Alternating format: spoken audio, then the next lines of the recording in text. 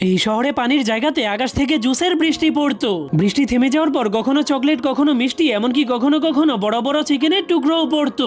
এই জন্য এখানে কাউকেই ক্ষুধার্ত থাকতে হতো না। আর শীতকালে তো বরফের মতো আকাশ থেকে আইসক্রিমও পড়তো। বাচ্চাদের জন্য এই শহরটা কোনো স্বপ্নের থেকেও কম ছিল না। মানুষদেরকে এখানে খাবার পাওয়ার জন্য কোনো কষ্টই করতে হতো না, শুধু মুখ খুললেই খাবার তাদের পেটের মধ্যে ঢুকে যেত।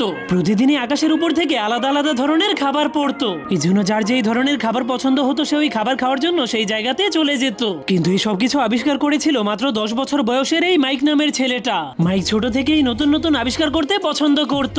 যখন অন্যান্য বাচ্চারা নিজেদের জুতার ফিতা পাতা শিখছিল, তখন মাইক একটা জাদুময় স্প্রে আবিষ্কার করে ফেলেছিল। যখনই সেই স্প্রে পায়ে লাগানো হতো তখনই পায়ের মধ্যে অটোমেটিকলি জুতা তৈরি হয়ে যেত।